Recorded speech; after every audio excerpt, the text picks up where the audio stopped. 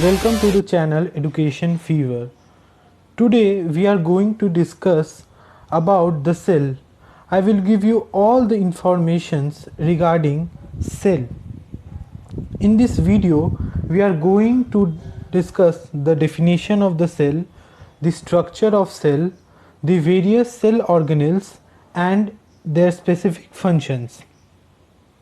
So the first point is the discovery of the cell. The scientist Robert Hooke discovered cell in 1665 and described in his book Micrographia. Robert Hooke एक scientist थे जिन्होंने cell की खोज की थी in the year 1665 और उन्होंने इस सेल का जिक्र अपने एक बुक में किया था जिसका नाम है Micrographia. Next we are going to discuss what is cell. ये cell क्या है? The definition of the cell, or you can say the basic definition of the cell is, the cell is the basic structural and functional unit of living organisms. ये जो cell है वो basic structural and functional unit of living organisms. In other words, cells make up living things and carry out activities that keep an living thing alive. जो sales है वही एक living organisms को alive रखती हैं अपने एक्टिविटीज़ के through. Next, the cell theory. The cell theory was proposed by the scientists Theodore Scaven and Jacob Schleiden. ये थ्योरी थियोडोर स्कैवन और जैकब स्क्लीडिन ने दिया था. This theory contents of three major points. The first point is all known things are made up of one or more sales. यानी कि जितने known things हैं इस वर्ल्ड में वो एक या एक से अधिक सेल्स के द्वारा बने हैं. The second point, all living cells arise from pre existing cells by division. जो ऑल द लिविंग सेल्स यानी कि जो लिविंग सेल्स हैं सारे लिविंग सेल्स वो प्री एग्जिस्टिंग सेल्स से अराइज करते हैं यानी through division, through cell division.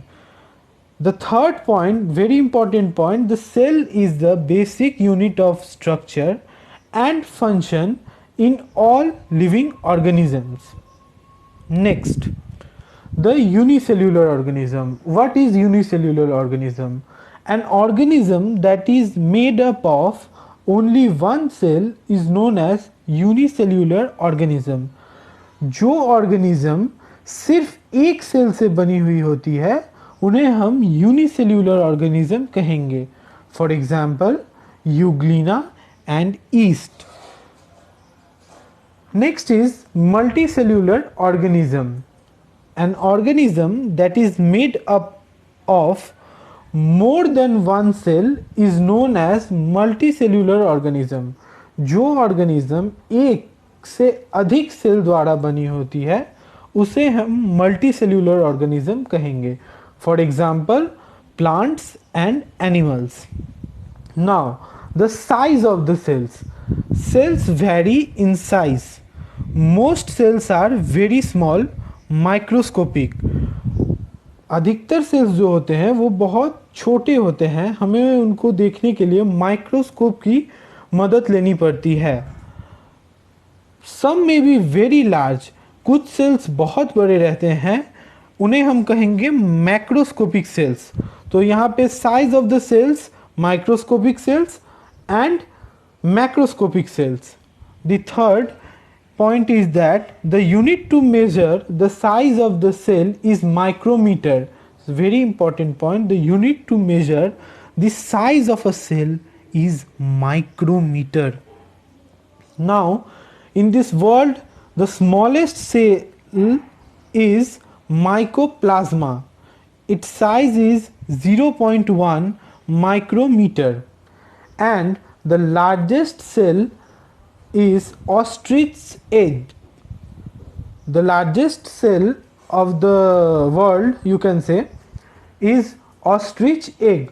its size is 18 centimeter. Now the shape of cells. Cells vary in shape. Variation depends mainly upon the functions of cell. जो cell के shape हैं वो vary करते हैं सेल टू सेल, वो उनके functions पे depend करते हैं. The third point, human RBCs are circular biconcave for easy passage through human capillaries. Human RBC यानी कि human red blood cell are circular biconcave. इनका जो शेप है वो सर्कुलर बाइकॉन्केव है. क्यों? For easy passage through human capillaries. The next point, nerve cells are branched to conduct impulses from one point to another. जो nerve cells होते हैं हमारे ह्यूमन बॉडी में वो ब्रांच्ड होते हैं जिससे वो जो इम्पल्स है वो कंडक्ट कर सके एक पॉइंट से दूसरे पॉइंट के लिए. The third and the last is human WBCs can change their shape to engulf the micro organism that enter the body. ये जो ह्यूमन WBC है यानी कि ह्यूमन वाइट ब्लड सेल, ये अपना शेप चेंज कर सकते हैं ताकि माइक्रो ऑर्गेनिज्म हमारे शरीर में एंटर कर सके. Next is the structure of cell. Now we are going to discuss about the structure of the cell. It's very important. Please listen all the points clearly. First is cell membrane. Cell membrane is a structure that supports and protects the cell. The second point is it controls the movement of substance in and out of the cells. The cell membrane separates the cell from external environment. Last point is the cell membrane is almost present, almost not, it is present in all cells. Second, the cell wall. The cell wall is the most prominent part of cell. It is made up of cellulose, hemicellulose and pectin. ये जो cell wall है ये 3 component से बनी हुई है, cellulose, hemicellulose and pectin. The third point, cell wall is present exclusively in plant cells. ये जो सेल वॉल है वो हर एक प्लांट सेल्स में पाई जाती है. Number fourth point, the cell wall protects plasma membrane and other cellular components. ये इसका फंक्शन हो गया, ये प्लाज्मा मेम्ब्रेन को प्रोटेक्ट करती है और बाकी सेल्यूलर कंपोनेंट्स को भी. The last point is the outer most layer of plant cells. Cell wall is also known as outer most layer of plant cells. ये जो सेल वॉल है वो प्लांट सेल्स के एकदम बाहरी हिस्से हुई, मतलब बाहर के लेयर में पाया जाता है. इसे हम लोग इसलिए आउटर मोस्ट लेयर भी कहते हैं. Third is cytoplasm. The cytoplasm is thick, clear, jelly like structure present inside the cell membrane. ये जो साइटोप्लाज्म है ये एक thick, clear, jelly like structure, jelly के आकार की है जो कि सेल मेम्ब्रेन में प्रेजेंट है. Most of the chemical reactions within a cell take place in this cytoplasm. जो most of the chemical reactions हैं यानी कि जो सेल में रिएक्शंस ऑकर होती हैं वो सब इस साइटोप्लाज्म में होती हैं. सारे केमिकल रिएक्शंस, ऑलमोस्ट सारे, इस साइटोप्लाज्म में होती है. The third point, the cell organelles such as endoplasmic reticulum, vacuoles, mitochondria, ribosomes are suspended in this cytoplasm. यानी कि जो वेरियस सेल ऑर्गेनेल होते हैं, मैं आपको आगे भी बताऊंगा सेल ऑर्गेनेल्स क्या है, यह भी आपके लिए नया टर्म होगा सेल ऑर्गेनेल. ये जो सेल ऑर्गेनेल है ये है endoplasmic reticulum, vacuoles, mitochondria, ribosome, ये सब साइटोप्लाज्म में पाए जाते हैं। Next is nucleus. The nucleus contains the heredity material of the cell, the DNA. Nucleus बहुत इंपॉर्टेंट है एक सेल के लिए, क्योंकि ये हेरिडिटी मटेरियल करता है, मटेरियल कैरी करता है सेल का, यानी कि DNA, deoxy ribo nucleo acid. ये बहुत ही इंपॉर्टेंट पॉइंट है। Second, it sends signals to the cells to grow, mature, divide and die. ये जो न्यूक्लियस है वो सिग्नल प्रोवाइड करती रहती है सेल्स को कि ग्रो होना है, मैच्योर कब करना है, डिवाइड कब करना है और डाई कब करना है, यानी कि मरना कब है। ये सारे सिग्नल्स प्रोवाइड करती है nucleus. The when the cell has to grow, when it has to mature, when it has to divide, and when it has to die. The third point, the nucleus is surrounded by nuclear envelope that separates the DNA from rest of the cell. ये जो nucleus है ये एक nuclear envelope से surround हुई रहती है, जो कि डीएनए को बाकी जो सेल है उससे सेपरेट करके रखता है। एक एनवेलप है, जैसे है न्यूक्लियर एनवेलप कहते हैं हम लोग इसे, वो न्यूक्लियस को घिरे हुए रखता है। The last point, the nucleus protects the DNA and is an integral component of a plant cell structure. ये जो न्यूक्लियस है वो डीएनए को प्रोटेक्ट करता है, तो ये बहुत इंपॉर्टेंट पॉइंट है। डीएनए को तो प्रोटेक्शन ऑब्वियसली चाहिए और वो उसको न्यूक्लियस प्रोवाइड करती है। Next is cell organelles. जो मैं बात कर रहा था सेल ऑर्गेनेल्स क्या है, now we will cover the cell organelles.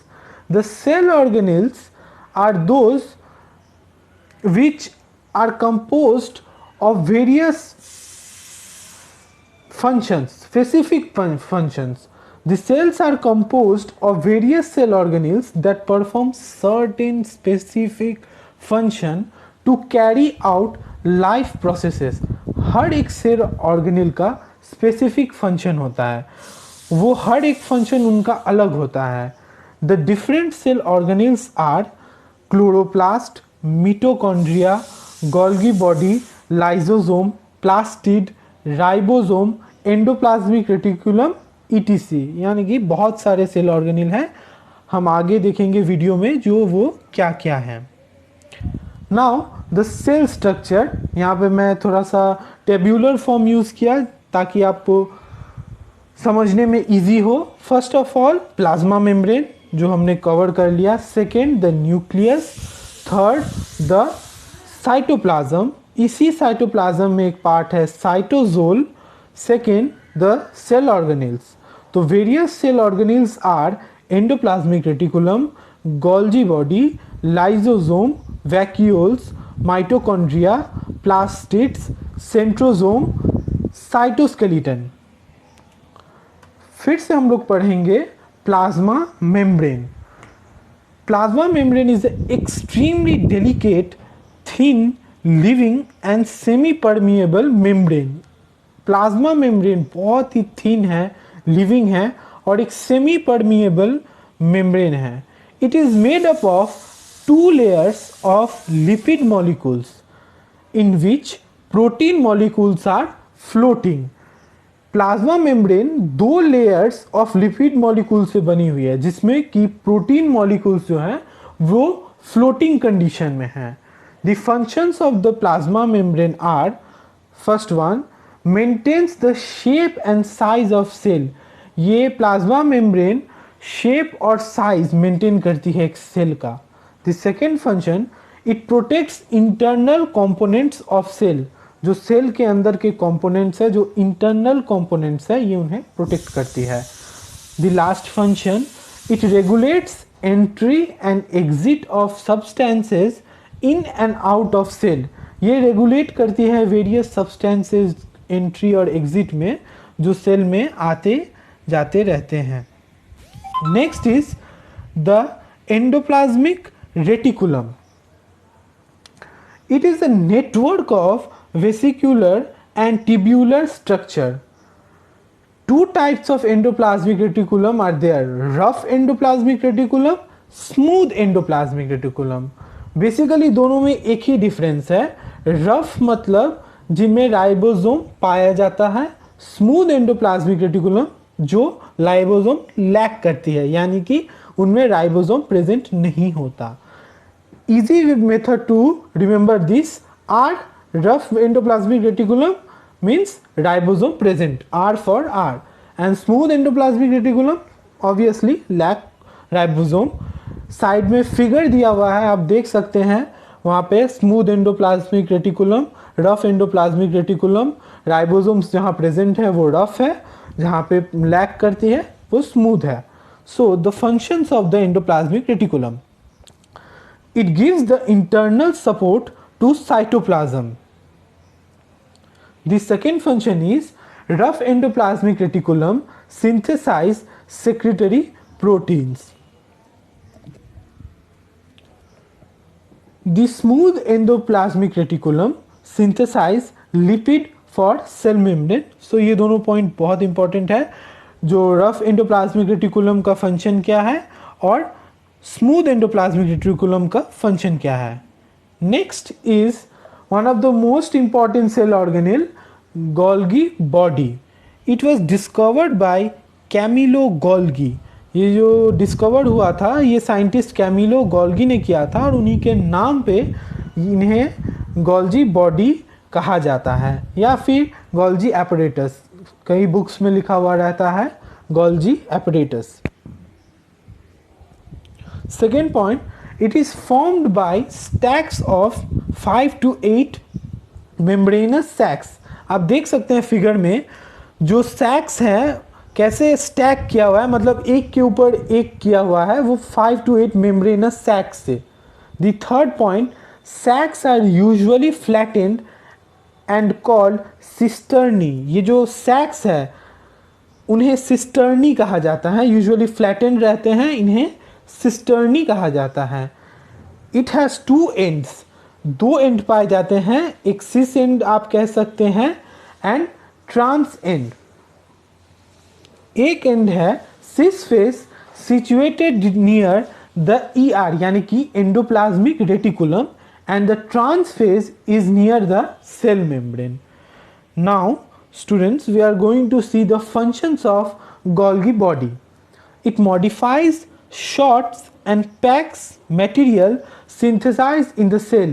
ये जो वेरियस मटेरियल्स हैं इनको मॉडिफाई करती है, शॉर्ट करती है, पैक करती है, जो सिंथेसाइज होते हैं सेल में.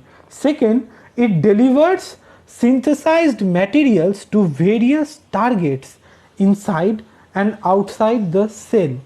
ये जो गोल्गी बॉडी है वो डिलीवर करती है सिंथेसाइज्ड मटेरियल जो सेल में सिंथेसाइज्ड हुए रहते हैं वेरियस टारगेट्स, मतलब कि जहां उनको पहुंचाना रहता है ये उनको वहां पहुंचाती है inside and outside the cells. Produces vacuoles and secretory vesicles. Next we are going to see lysosomes. Lysosomes क्या होती है? Small spherical single membrane sac, जैसे कि आप फिगर में देख सकते हैं, small spherical single membrane sac. Lysosomes are found throughout cytoplasm. It is filled with hydrolytic enzymes. ये जो लाइसोसोम है इनमें काफ़ी हाइड्रोलाइटिक एंजाइम प्रेजेंट रहते हैं. हाइड्रोलाइटिक मीन्स जो कि वाटरी आप एंजाइम बोल सकते हैं, वो प्रेजेंट रहते हैं. इसीलिए lysosomes are also called suicidal bag. इन्हें सुसाइडल बैग भी कहा जाता है. Very important question for the exam purpose, for the MCQ. Which cell organelle is known as suicidal bag? It's lysosome. Why? Because it is filled with various hydrolytic enzymes.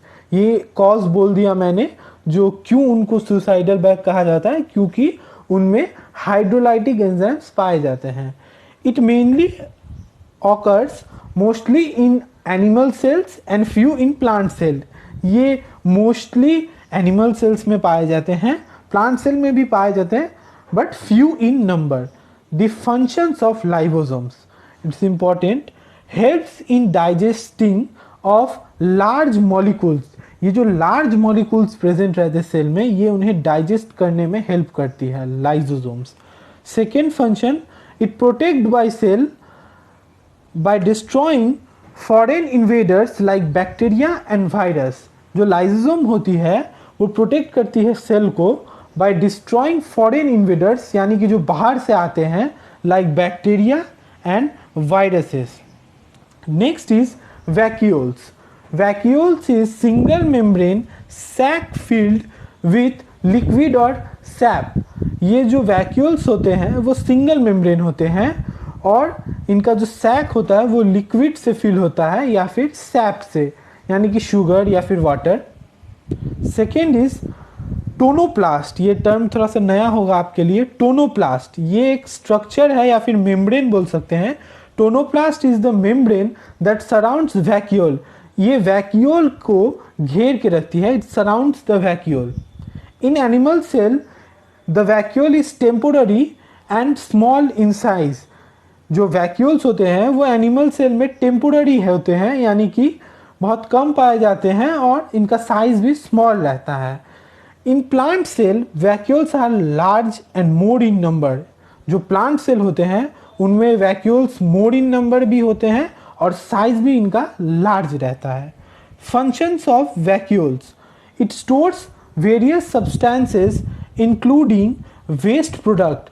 ये vacuoles store करती है, इनका main function है storage, various substance including waste product. Second function, maintain osmotic pressure of cell, and the third function is provides turgidity and rigidity to plant cells.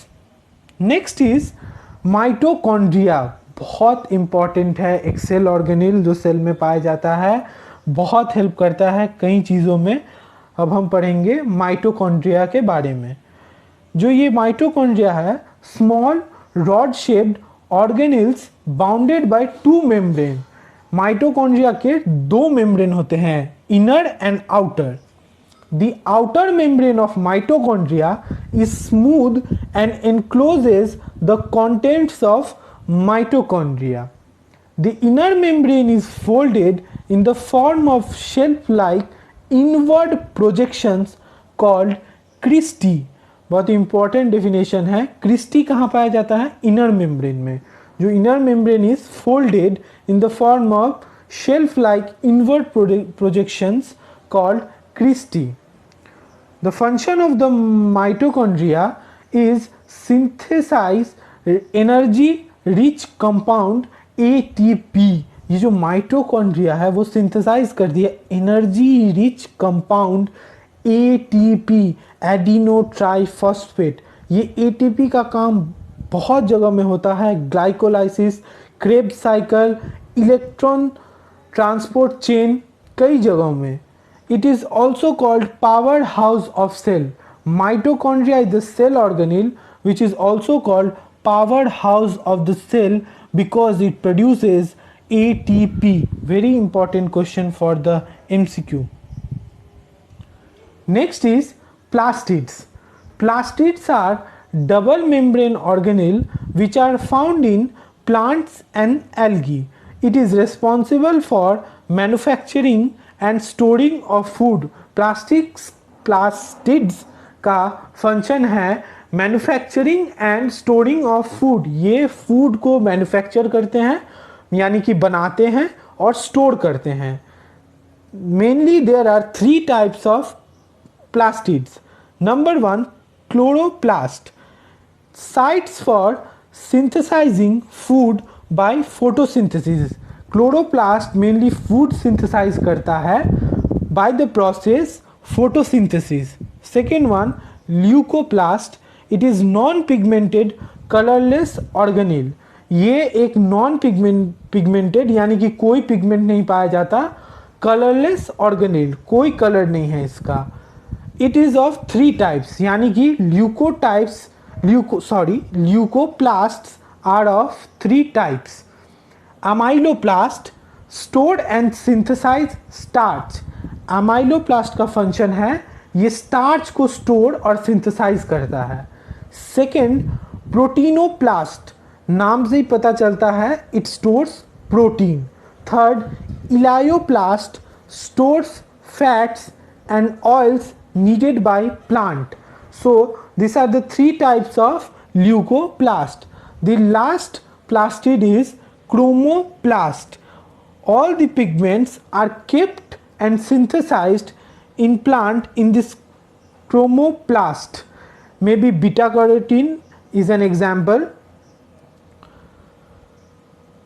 Next is centrosome. Centrosome is membrane bound organelle present near the nucleus. It consists of two structure called centrioles. ये centrioles क्या होते हैं? Centrioles are hollow cylindrical structures made up of microtubule. Centrioles जो है वो hollow यानी कि अंदर कुछ नहीं रहता, सिलेंडर के शेप में एक स्ट्रक्चर जो माइक्रोट्यूब्यूल से बने हुए होते हैं। Next point, the centrioles are arrange at right angles to each other. जो सेंट्रियोल्स होते हैं वो राइट एंगल में अरेंज किए रहते हैं। The functions of the centrosome are they form spindle fibres which help in the movement of chromosome during cell division. The second function is the centrosome help in the formation of cilia and flagella. Next is cytoskeleton. It is formed by microtubule and microfilaments. तो अब आपको लग रहा होगा ये microtubule क्या है, microfilaments क्या है। We are going to discuss. Microtubules are hollow tubules made up of protein called tubulin. जो माइक्रोट्यूब्यूल है वो एक हॉलो ट्यूब्यूल है, खाली tubule, made up of protein called tubulin, यानी कि इनमें एक प्रोटीन पाया जाता है tubulin. Now microfilaments are rod shaped thin filament made up of protein called actin. ये जो माइक्रोफिलामेंट है उनका जो शेप है वो रॉड शेप है। आप लोगों ने रॉड तो देखा ही होगा। Microfilament are rod shape thin filament और इनमें एक प्रोटीन पाया जाता है actin. So this is very important for the MCQ. Microtubule में कौन सा प्रोटीन पाया जाता है? टिब्यूलिन। माइक्रोफिलामेंट में कौन सा प्रोटीन पाया जाता है? Actin. The function of cytoskeleton, it determine the shape of cell.